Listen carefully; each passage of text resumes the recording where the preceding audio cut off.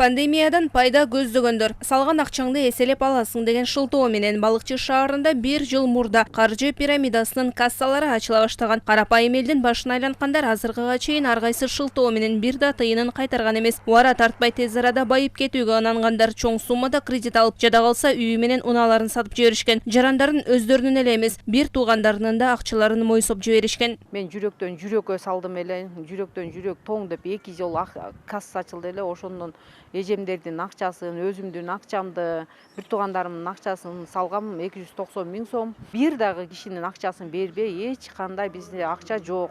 Бизде финиш алып кеткен адамдар бар, ошолордон барып финишиңерди алып алгыла дейт.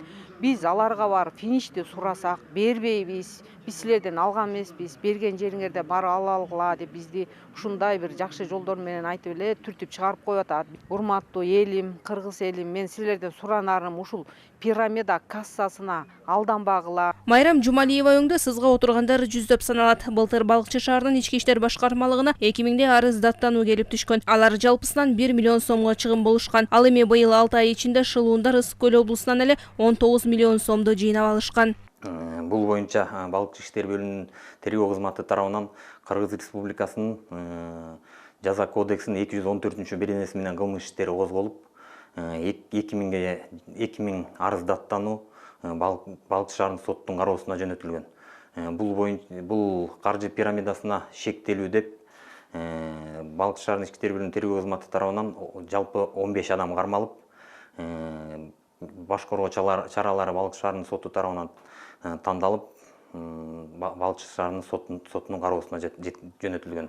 Бул митингге чыккандардын да ызасы бир. Акчаларын артка ала албай калган Талас облусунун тургундары бир нече күн мурун облустук администрациянын алдына чогулушкан. Маалым болгондой, эл биримдиги фондунун алдындагы каржы пирамидасын уюштурган адам 200 жаранды алдап кеткен. Жалпы материалдык чыгым 13 миллион сомдон ашат. Чогулгандар шектүүнү бошотууну талап кылышкан. Биз өзүбүз салабыз, өзүбүз камайбызбы, өзүбүз чечебиз. Акчабызды бизге баарыбыз акырында алып акчабызды биз чыгарып берсин. Силер камаганда биз баарыбыз канча киши өлүп атабыз. Биз акчабызды алайык, өзүбүз эл ортого салайык. Алданып калгандардын катарында чет жерде көп жылдан бери иштеп келгендер бар. Маңдай тери менен тапкан каражатын бир заматта алдыргандардын бири Насыйкат Назаралиева. 10 жылдан бери Москва шаарында иштейм, 5 балам бар. Кийин элдер салып атат, элди жакырчылыктан чыгаруу дегендиктен мен ушуга ишенип аябай 220 миңди, 100 миңди өзүм, 100 миңди апам, 20 миңди кайнатам, атам салган. Аны биринчи жолу 3 күнү салганбыз да. Ошол бойдон акчабызды ала албай, ушулга чейин ушинтип сүйрөлүп келебиз да. Тергөө кызматынын маалыматы боюнча кармалган адам Талас облусунун 84-жылкы жараны болуп чыккан. Ага карата сотко чейинки өндүрүш иши башталды. Азыркы учурда Ысык көл жана Талас облустарынын аймактарынын каржы пирамидаларды түзүү учурлары көп катталууда. Ысык көл жана Талас облустарынын ички иштер башкармалыгынын тергөө кызматтарынын өндүрүшүндө каржы пирамидасынын принцибинде иштеген уюмдарга карата бир нече кылмыш иштери бар. Алсак Улан Амал, Балыкчы ынтымак, Ырыскы, Акку, Актилек, Жүрөккө жүрөк тоң, Кут, New Millennium, Майни клуб жана акыркы факт Талас облусунда эл биримдиги финансылык пирамида уюмдары ачылган. Адамды азгыруучу алдамчылыкка кабылбаш үчүн биринчи кезекте негизги белгилерге көңүл буруңуз. Лицензия документтердин жоктугу дароо эле көп киреше убада кылынат. Акча башка бир адамдарды тартып келүү менен гана болот. Жетекчилер финанслар боюнча маалымат ачык эмес, продукциянын жоктугу, компанияга кошулуу үчүн акча менен кирүү, чогулуш, семинарлар байма-бай өткөрүлөт, белек бечкектерди таратуу. Көз боемочулар курмандыктарына эмоционалдык жана психологиялык жактан катуу таасир көрсөткөнгө аракеттенишет. Эгерде мындай учурга кабылсаңыз, дароо тартип сакчыларына кайрылыңыз. Ички иштер министрлиги дагы бир жолу эскертет.